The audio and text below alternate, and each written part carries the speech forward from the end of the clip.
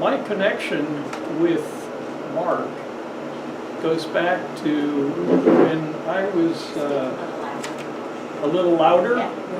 Okay. I will try to use my teacher voice. There you go. So my connection with Mark goes back to when I used to drive a Toyota Corolla every day to work in Westchester, up and down the Taconic Parkway. Lots of salt this time of year. And Mark used to take good care of it. I think I was up over 200,000 miles, and he said, you know, it's passed inspection this year, you're okay, but you know, you're not going to be able to pass inspection next year driving up and down that Taconic, especially on those days when they put so much salt on the roads, because the bottom of your car is rotting out, and it's going to cost you $3,000 if you were to have that done. And I recommend you not use your money that way. You ought to just take that money and get yourself another car, which I'm not accustomed to people telling me that they're not trying to get me to buy something from them. But I went out and got another car, and I've been driving, as some of you know, a Mazda Miata ever since. I didn't buy it from Mark. I did have him test it for me. He said, you know, this is a pretty good car. I said, okay, it's used, but if you say it's good, it's got to be good, and it is. So Mark is somebody who Diana, our newest board member, approached a few weeks ago about speaking to us, and Mark suggested the idea that, you know, for a topic for the Historical Society, how about we talk about the good things that have happened in Rhinebeck, good things that have happened to me in Rhinebeck. And while that's not normally the way we approach topics for the Historical Society, you know, we're usually talking about things that took place in the 19th century or the 18th century, but we're going to turn the tables a little bit and hear about things happening more recently. So Mark Van de Carr, welcome, and we're delighted to have you with us this evening. Thank you for coming out in the nasty weather. I'm glad I'm not old enough to talk about the other stuff. So. Okay. Yeah, I was born up in Schenectady. That was my grandfather's food store. And my father used to go up, and my grandfather died when I was pretty young. But my father used to go up and do work in my grandmother's house and stuff. And that was my first exposure to Rhinebeck, because we would come up Route 9. Okay, going up was no problem, but coming home at night, I would lie in the back seat and I'd look. And whenever I saw the Foster sign, I knew I was 40 minutes from home, because we didn't have the arterial highway then. You had to go down through the city of Poughkeepsie. So it was about 40 minutes down to where we were in Wappingers, you know. And that's me. I still have the same haircut. And there's when I moved up to Rhinebeck, I lived in New Paltz for a little while. And when I moved up to Rhinebeck, it was just a guess. It looked like a nice place, so I figured give it a shot. And in Rhinebeck back then, if you there was a term, blow-in, right? Almost everybody was a blow-in, okay? And to not be a blow-in, you either had to be born in Northern Dutchess, okay? However, there's ways around that, see? Now, one of the ways around that was my wife at the time got a job at Kilmer's, running the cash register. And if you ran the cash register at Kilmer's for a while, I don't know if you were a shoe-in, but you weren't a blow-in anymore. you know, and so it's kind of like you were more, you know, you were approved, you know. So go ahead. So this is way back when we first started. When we first moved here, I met, I know a lot of you may know Doug Santini from Northern District Botanical Gardens. He and I became very good friends. And Doug is responsible for me being in business. Because I was working for a dealer, I was making pretty good money, and Doug would just not shut up. He just kept at me, kept at me, kept at me, until I finally decided, okay, I'm going to open up. Now, before I opened up, I decided to buy a house, and at that time I wasn't making much money. I was making like $12,000 a year. That was in '73, I think it was. And so back then, the mortgages, you had to have 20%, and interest rates were like 8.5% to 10%, anywhere in there. And so we couldn't get real estate agents to show us places, because as soon as they heard I was a mechanic, they figured we didn't have any money. Well, I was very frugal back then, not like I am now, and I saved up $9,000. And so we finally got them to show us. There was a whole problem with the house. The guy was going to sell it, but then he got upset with the real estate agent, and he decided he wasn't going to sell it. And this is after I already gave the bank money, and it was all a problem. Doug and Jane said to me, look, you got to go talk to this guy. So I go down and I talk to the guy, and Mr. Clements. And he's a nice man, but he was so upset with the real estate agent. He didn't want him to get anything. So I explained to him that if I don't get the house, I'm going to lose money, it's going to be a problem and everything. So I said to him, how about if I get them to sign an agreement that they're going to be out of it? Like, you won't have to deal with them, they won't get any of your money. That was a little sticky point, you know. And so he said, okay. So I went to the real estate agent, drew up a whole thing, because they made a lot of mistakes. I said, look, I need you to sign this so I can get the house. And I said, after I close on the house, I'll come and pay your commission. So, okay, fine. So we all went. So I would stop at this guy's house every 2 days and talk to him, make sure everything was going smooth. It comes time for the closing, and he says, the closing's down in Poughkeepsie. And I said, look, it's no problem. I'll give you a ride. You know, it's no problem. So I give him a ride down, and everything goes. We close. We come back up, and I'm dropping him off, and he says, would you mind coming inside for a minute? So I go in. And he sits down, he tells his wife, go get it. And so she goes off in the other room. And he says to me, he says, you know, he goes, my lawyer told me how lucky I am. Because I think he was like 85. He says, I couldn't afford to keep 2 houses. And he said, if I had to keep that house another year, it would be a real problem. He said, so, he says, I thought about it. And he said, you were so nice to help me. He said that I wanted to lower the price of the house. And the lawyer said, no, don't do that, because you're going to mess up all the paperwork and they're going to have to start all over again. So his wife comes in with an envelope, and he hands me the envelope, and in the envelope was $1,500. At that point in time, it still gives me goosebumps, because at that point in time, that was all the money in the world to me, you know. And he didn't have money, he wasn't rich, you know, but he was just a very good person. That was one of the first things, aside from Doug and Jane, one of the first things that hit me with Rhinebeck, you know. This guy, it was just, that was amazing to me, you know. So we go back, I fix up the house, all that stuff goes on. Doug keeps bugging me to open a business. So finally I said, okay, I'm going to do it. I always have an excuse. And he says, so what's your excuse today? And I said, I'm saving money, I want to buy a building. He says, nobody buys a building and starts a business. He says, you start the business, make money, and then buy the building, you know. So I'm like, okay, fine. So I thought about it, and at that time, my wife was pregnant with Amber, my daughter, and I was concerned about, you know, doing well, you know. You get a lot more, you get more inspired when you know you're going to be taking care of someone.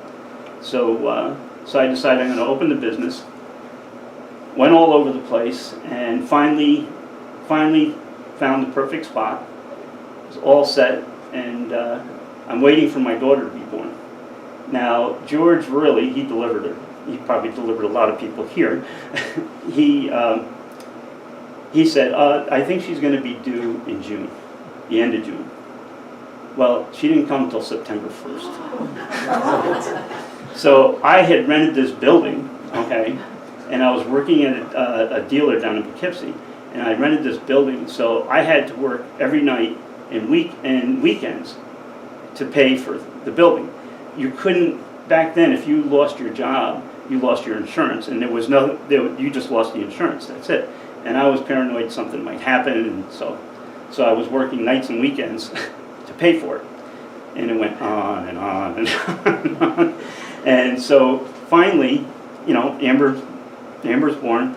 3 o'clock in the morning, we're walking out of the hospital, and George says, so what do you do for a living? I said, I'm a mechanic. And he goes, really? He says, where do you work?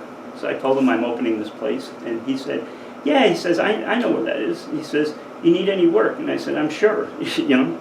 So the next day I go down, there's an Alfa Romeo there. Put brakes on it. So I do the brakes and stuff on the Alfa Romeo. He comes down, gives me a check, picks it up. Then there's a Jaguar XJS there.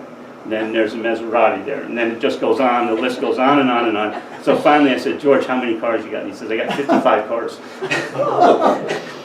And so I started fixing a bunch of stuff for him, which was so tremendous because aside from not being a blow-in anymore, my wife working at the IGA, right, working on George's car meant, his cars, it meant a lot to people. They're like, because George would not put up with, you know, if you were a bad mechanic, George would just, you know, stay away from you. So I had instant business. And after a few months, George goes to me, he goes, so you're going to, you know, says, you're going to buy the place. And I said, no, I don't have any money, you know, and I don't have a track record. They're not going to let me thing. He says, if you don't mind, he says, I'll buy it. So I said, okay, as long as you don't throw me out. So George bought the place. And there was a whole thing went on with that. It was like almost 5 years before they closed because they tried to back out of it.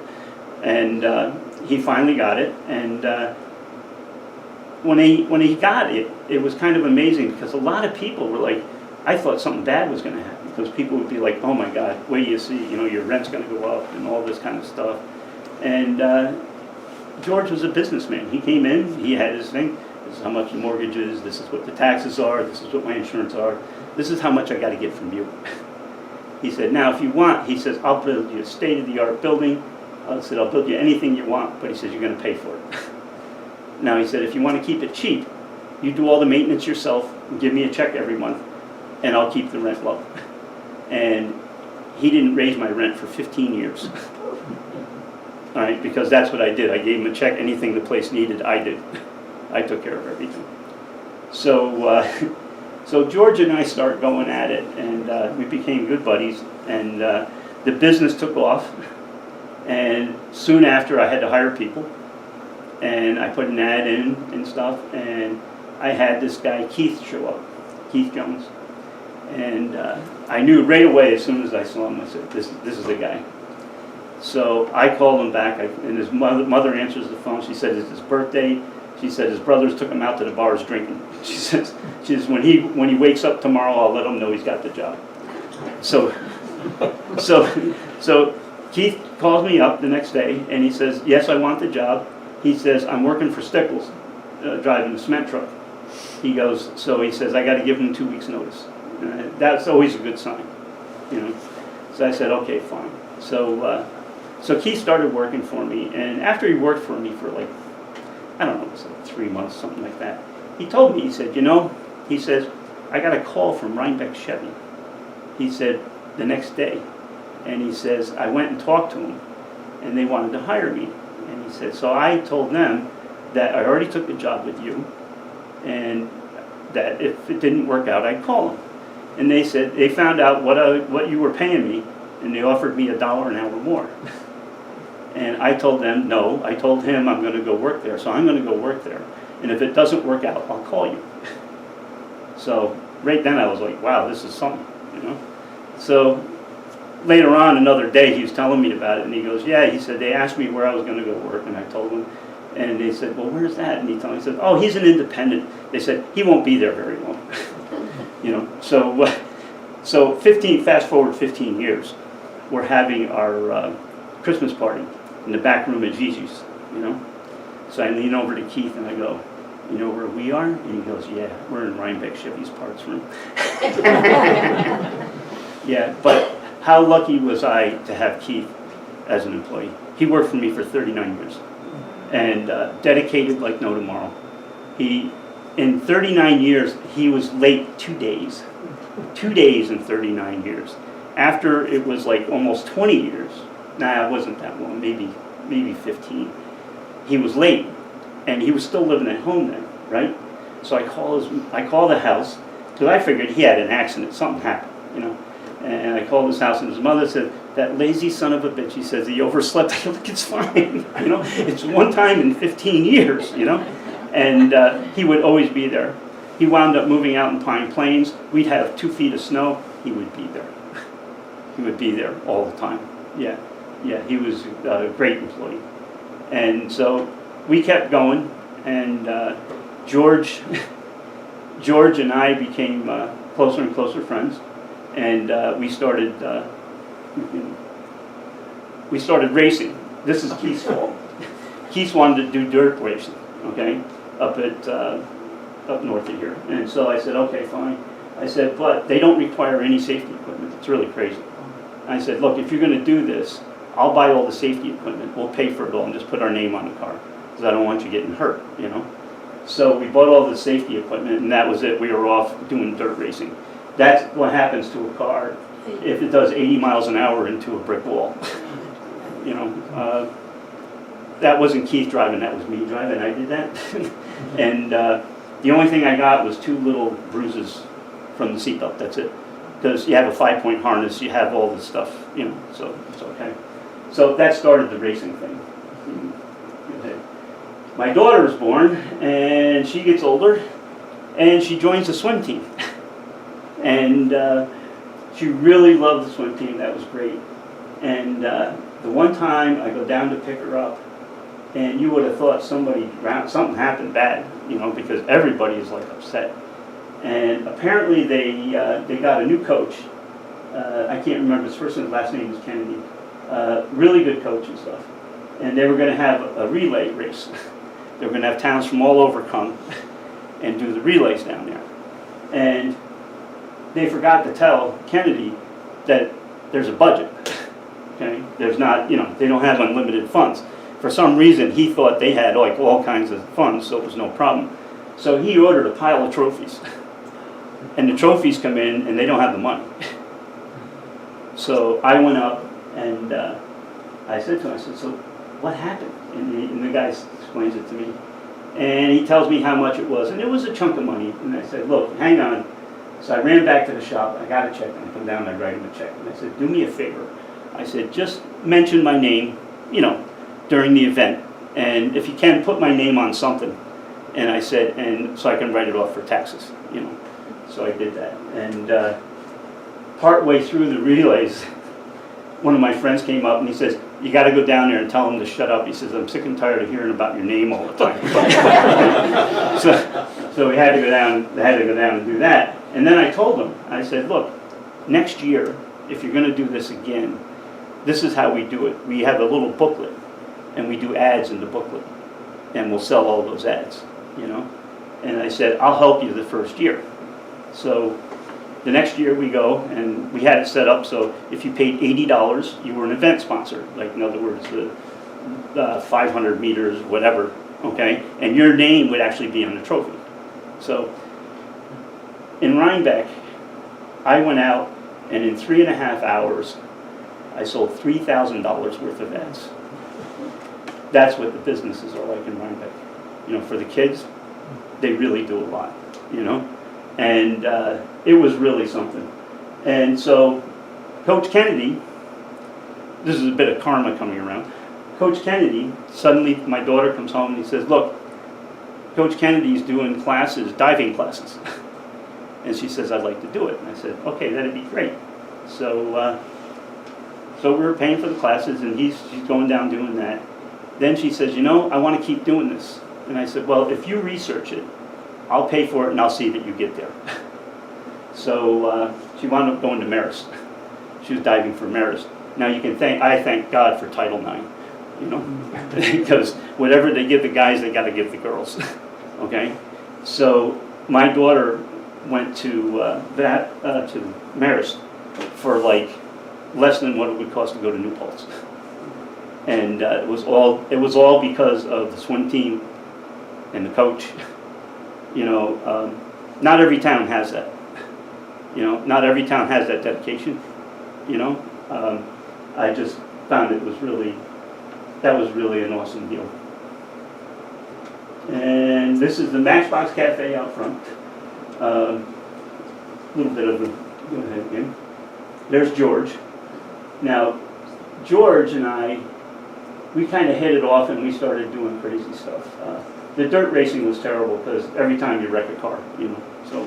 So we decided we were going to do SCCA stuff. We do autocross and track days and stuff like that. And so George and I started doing crazy events. We did the 1 lap of America. We did 6,350 miles in 8 days and raced at different tracks every day. And you had to drive from track to track in the car. So the car basically ran for an entire week. Now the first time we went, we did it in my Lotus. Now Lotus is a really fun car to drive, not the most reliable. You know, when we went out there, people were taking bets we weren't going to make it out of Michigan. You know, and that was the guy. That's Bart Newell. He worked with George for about 5 years, and I bought the car from him. So I was going. Go ahead. I was going down. Oh, this is me at a racing thing. Now in this spot here, there was a spot where we were doing just about 90, and then within about 6 car lengths, you had to be down to 20 miles an hour. And if you look at the car, you can see the back wheels are almost off the ground.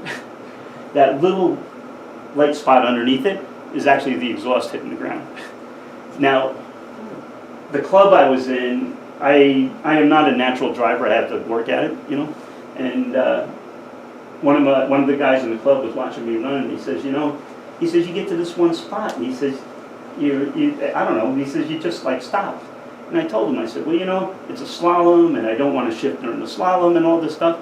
And he says, I've heard you beat that car so bad for no reason at all. He says, now you got a reason. So I went out, and this was a national event. They're very competitive.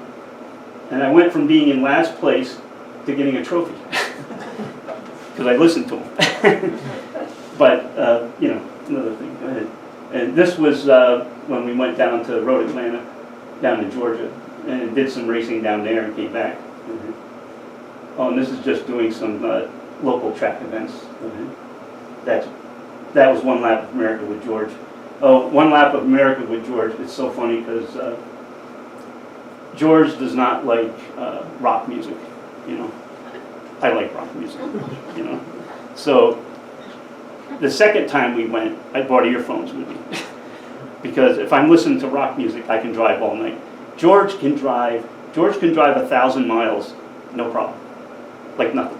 To him, yeah, if he looks and he says, I said, how much further we got to go? We got to go 500 miles. Oh, no sweat. And that was when I think he was 70. Yeah, I think he was 72 then when we went. And and George has no fear. He just goes. I mean, that car doesn't go that fast. It'll do like 125 maybe, you know. But George we're in New Mexico, and they have these interstates that go through the mountains, and they curve and everything, right?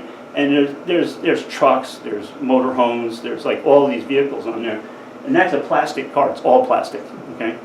And George is sitting there. He's doing about between 90 and 100, and we're coming around this corner, and all the lanes are full. And I'm waiting for him, you know, to stop, and he's not stopping. And at the last minute, somebody would move a little bit, and there'd be just enough room, and he'd go. You know, and I remember saying to him, I said, George, you know, I don't want to die. And he goes, I'm a believer in fate. And I said, well, what happens if I'm not a believer in fate and I'm in the same car? You know? So then he tells me, he said, that's because you haven't had a life-changing experience. He says, when you have a life-changing experience, he says, you look at every day as a gift. And he said, that's the way I look at it. And everybody's probably heard his story where he was on a plane flight. Well, they were going to this symposium, and they overbooked first class.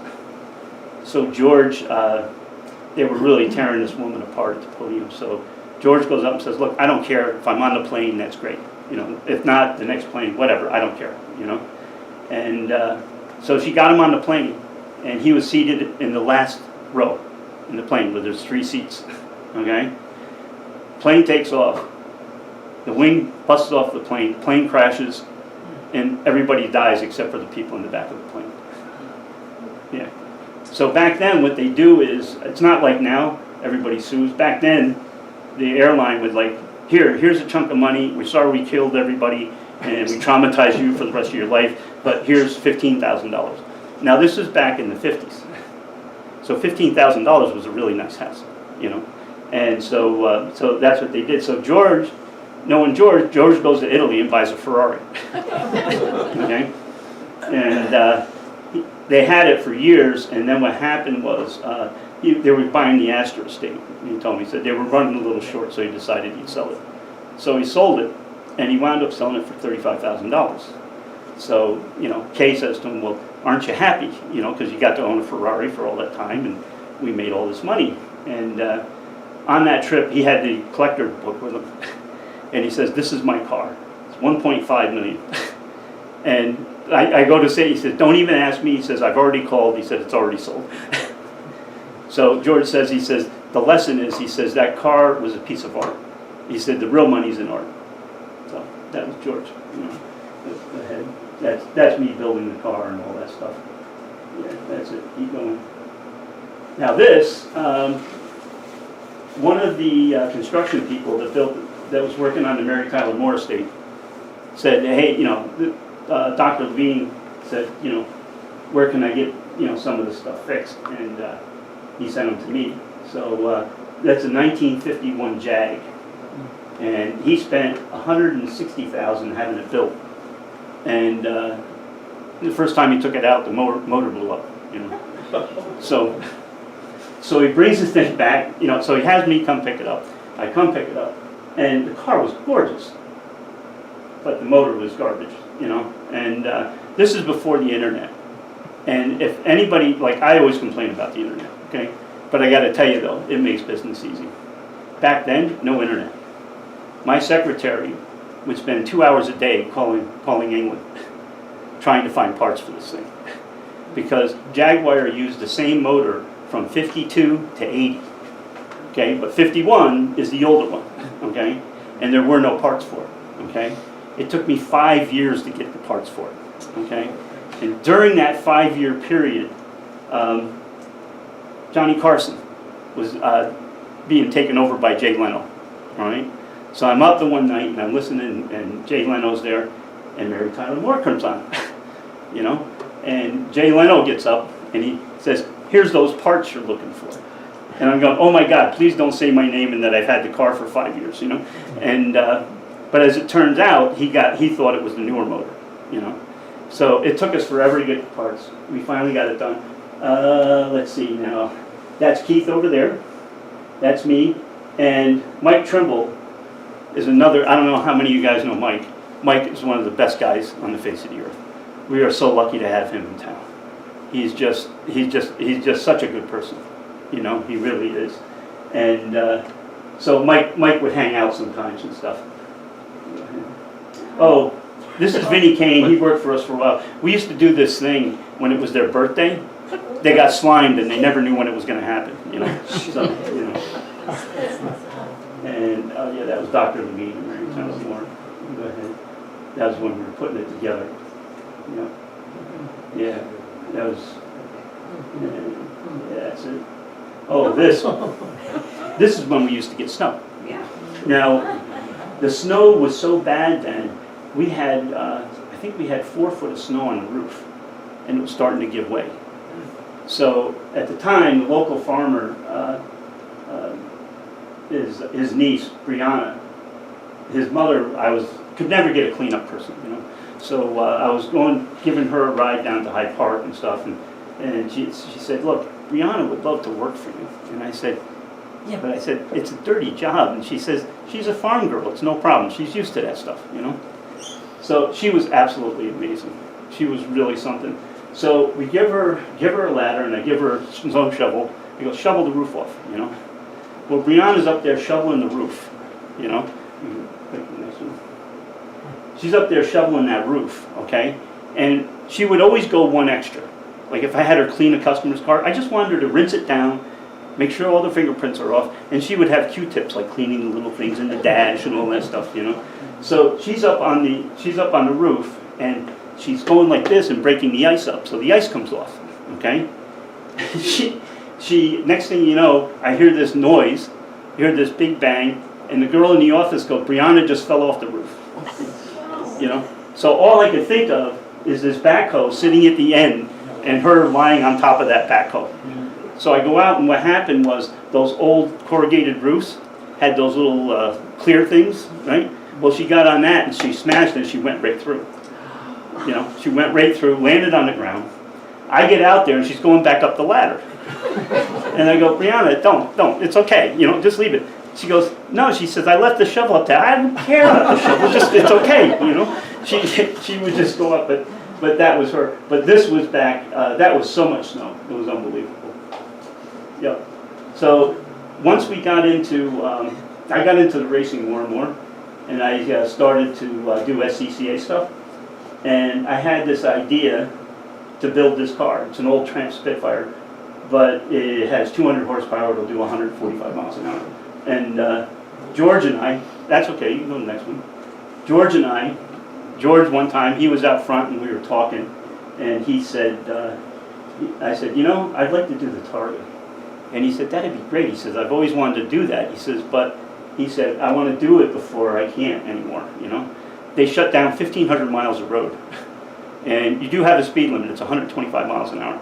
And so George, in his usual fashion, he said, okay, we'll drive it up there, you know. So we had a trailer we put behind the thing. It was actually street legal, and we drove the thing up there, you know. And I wake up on the, we're on the Mass Pike.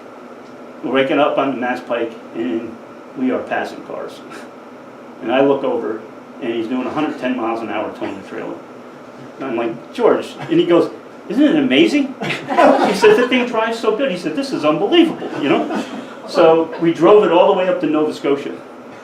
And then we took the ferry across, and we did the Targa. And George is absolutely fearless.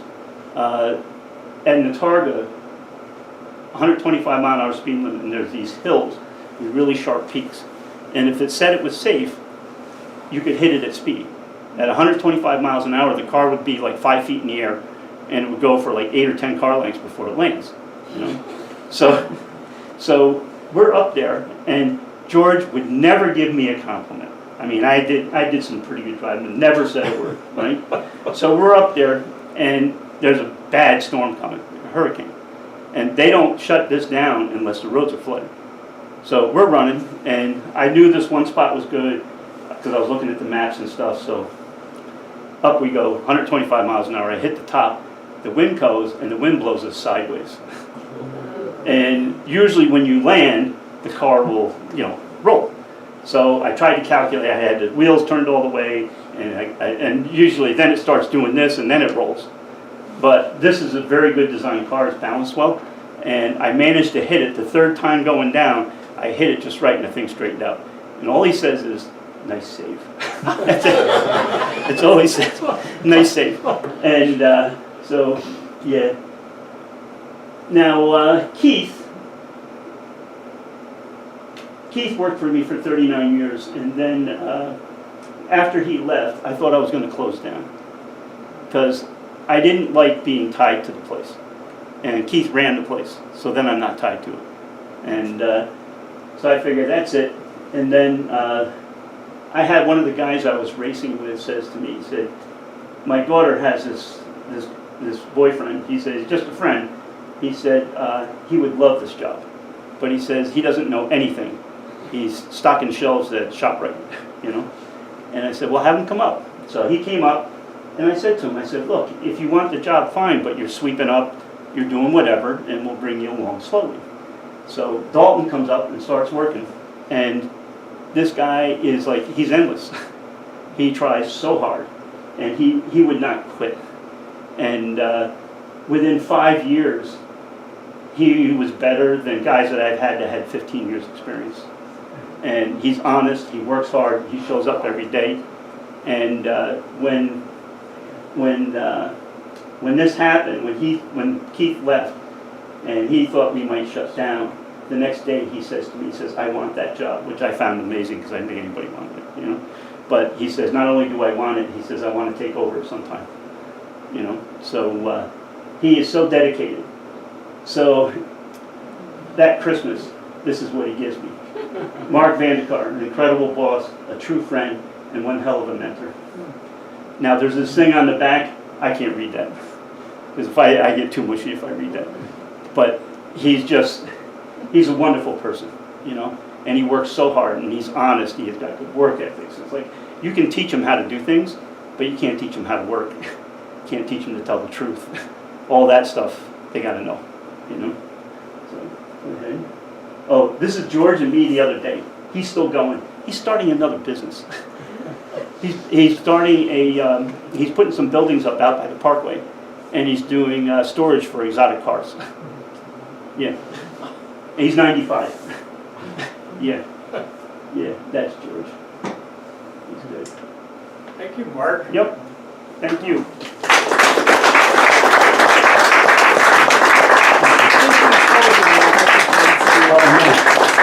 Mark, stay up there for a minute. Oh, okay. I think there might be a question Okay. or two. Yes. Actually, one of the things you didn't talk about, Yeah. but that you might mention, you got an education Oh, yes. through BOCES I- before BOCES is what Yeah. it is today. Can Yeah. you tell us a little bit about that? Yes. In school, I decided I had two passions, music and cars. And I was playing in bands and stuff. I was actually making some money playing in bands. But the music, you have to live in a city. And you can be talented like no tomorrow and starve. You know, mechanic is pretty good. You're going to make a living. I mean, the way they make cars, you can't miss. You know, so I decided to go that route, and I wanted to go to BOCES, but those, I forget what they call them, the tests, the aptitude tests, where you do fill in Iowa tests. The Cooter Yeah. preference test. Well, apparently I must have done very good on it, because they said, you're going to college, and I said, I want to go. And they said, well, no, we want you to go to college. And I said, I want to be a mechanic. And I said, I don't need to go to college for that. I said, I'm better off getting more experience. So they wouldn't let me go. They wouldn't let me go to BOCES. They said, because there's not enough time to take a language. Because back then, if you wanted to go to college, you had to take a language. I don't know what it's like now. But you had to take another language. And if I took the language, there wasn't enough time to go to BOCES. So I got so pissed, I didn't go to school. I didn't go to school for like 2 weeks. And then they finally decided that this isn't going to work. So they got me into BOCES. Now that was when BOCES didn't have their facility. They were all over the county. They would rent space. And I got a teacher, Mr. Capen. He was absolutely unbelievable. He taught you how to go about things. I can still hear his voice. You'd be working on something, and he'd come up behind you and he goes, what are you doing? And you had to stop what you're doing and explain it to him. And if he didn't think you knew, he'd say, okay, go read a book, and when you know, come back and talk to me. And every now and then, one of the kids would say, look, I got to get this done. And he would throw a fit. And he goes, that's it, everybody over here. And he'd have everybody sit down. And he goes, and the best a mechanic can be is in like the 95, 98%. Like 98% of what he does doesn't have a problem. But 2% of what he does has a problem. It may not ever be a problem with the car, but it's something that's not right. Okay? Now he says, if you're working on something and you don't know how it works, you don't know why you're doing what you're doing, he says, you're not in that 98%. He says, you're lucky if you're in the 50% or 40%. So he says, so if you're doing something that you don't know, there's a good chance 60% chance you're putting a bug in the car. And that was his big thing. If you don't know, stop, read, learn, then do it, you know? And he was absolutely fantastic. In this 2-year course, The first year, I rebuilt 2 motors. Second year, I did automatic transmissions. That's aside from alignments and like that. He was absolutely incredible. But he would not stand for anything. BOCES became a dumping ground for the schools. You know, if they had somebody who was a problem, send them to BOCES, get them out of here, okay? Well, back when they were all over the county, teacher had sole rule.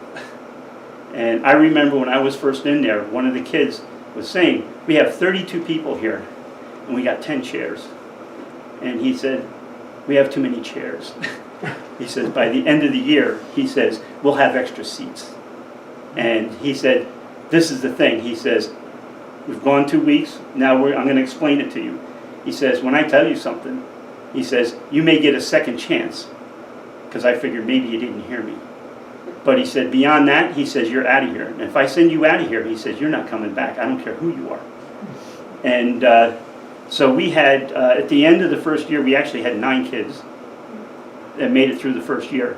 And what we learned from this guy is awesome. I often think, like, if I didn't run across him, it would have been terrible, you know. I mean, it just, you know, that was just really something, yeah.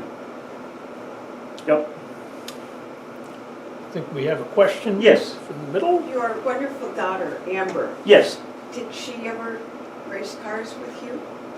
She did for a little bit, yes. She graduated Marist and was a math teacher. Couldn't stand doing that. So now she's a personal trainer.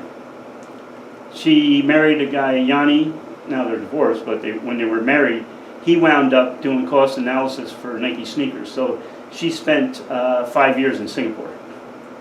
So she learned martial arts and all that kind of stuff, and she loves it. So now she has her own business where she does personal training. Yep, she's up in New Hampshire. Yep. Yep. What's the Targa?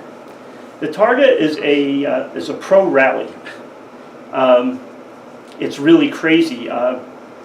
We went through lumber yards. We went through. The first day they do a time trial, because what they want is they don't want cars passing each other. So they see who's the fastest. They go first, and so on and so on. So that way everybody's not passing all the time. That way you can actually go faster because you don't have to contend with other cars. And so the first time we're out there, we're going through this condo, okay? And George is with me, and we're coming down this steep hill. It's a very steep hill. And at the end, there's these cement barriers. And there's a corner, like a 90-degree corner like this, right? So I'm coming down the hill. We're doing like well over 100, you know? And George is saying to me, he didn't realize how light the car is and how fast it stops, you know. Which car were you in? That blue one we showed on there, yeah. And so we come flying down there and we make the corner, you know. And it was pretty amazing because out of 120 cars, we were 10th. We were logged 10th, yeah. But we did have a mechanical part way through, so that took us out of the running, but that was okay, you know. It's just it's an amazing time. The people in Newfoundland, they just got to the point now where they consider themselves Canadians. You know, they're always known as Newfies, you know. And they, some of the things there are absolutely amazing. They have, all the bars have darts. And they have darts with you know, like boards that we keep track of bowling and stuff. They have that for dartboards, you know, and they're everywhere. And Newfoundland, from the second week in August till in October, that's their summer. And it's gorgeous. It's like, you know, it gets up to like 80 during the day maybe. You know, it goes down to maybe like 55 at night. And it's unbelievable. But that's it. I mean, in June, it's cold. There's ice flowing by and it's just cold, you know. But the people there were amazing. We were in this one spot where the roads were so tight, none of the support vehicles could get in. We didn't have a support vehicle, but a lot of people had tractor trailers and everything following them around. And there wasn't gas for quite a while. So we got to this one spot and George says, what do you think? And I said, well, we got enough gas to make the next leg, okay? But we can't go fast, you know, because if we go fast, we're going to run out of gas. And with that, I hear a lawnmower start. So I look, I go over to the guys and I said, hey, I said, you know, we're out of gas. I said, by any chance you have gas? And he goes, not only do I have gas, he says, I got premium, right? So he goes into his shed, and he comes out with a 5-gallon can. I'm going to get my wallet out, and he says, if you take any money out, he says, I'm taking the gas, you're not getting it. So he gave us the gas. Yeah. And there was one time we were coming down a steep hill, and then it actually turned around and came right back up. You had to almost stop at the bottom. And so I'm flying down the hill, and when you're in a rally, you always look at the road, because if gravel gets on it, it's like ice. So we're coming flying down, I see all these black marks, right? And I see this guy's house down there. And the guy's on the front porch waving, right? And you can see where all the cars didn't make it. You know, they ran through his bushes, through his yard. I mean, made a mess out of everything, right? You know, so we come down there, I slam on the brakes, the thing's turned, we did it fine, we did everything great, you know. Every night they would have a car show in a hockey arena, right? And all the people, the town you went through, they would come in, you know, you had to sign autographs and all this it's kind of funny, you know. And so I see this guy and I go, hey, you're the guy on the porch. And he goes, hey, I go, you know, I'm really impressed. You're smiling, everybody ran through your yard and everything. And he goes, you know, he says, there's two things. He says, they'll fix all of it. He said, it'll look better than it did before. And he goes, I got news for you. He says, nothing will happen here until you guys come next year. Yeah. No, that was really an experience. The stuff we did there, they had a park where they had this railing up a hill, okay? And they had it blacktopped. It wasn't really steep hill, but kind of. You needed a railing to hang on to, you know? And so George says, you know, I'm looking at the route book. There's something crazy here. That's what he said. There's all these red marks, and all the red marks say they're 2.5 feet high. Well, they took all the railings out, but they left the pipes there. And there wasn't enough room. You had to go in and out all the way up. Well, my car was designed for that, so it was like perfect. I was in heaven, you know. And I come flying up over the top of the hill, and at the top of the hill, it kind of went up, and then like this, there was a wooden bridge that you went across this cavern, like, you know. And it was so funny because that night when we were at the car show, the one guy come by and he says, hey, he says, I was corner working. He said, just so you know, he says, I don't know if your rear tires hit the wooden bridge or not. Because when we hit the top, we were doing like 125 by the time we hit the top. And it was just like, yeah, it was awesome. Yeah. But none of that stuff would have happened if I didn't wind up in Rhinebeck. You know? One final question. Yes. It's kind of ugly out there, a little icy maybe. Do you have any advice for people driving home in this kind of weather? Go slow. Go slow. And this is the thing.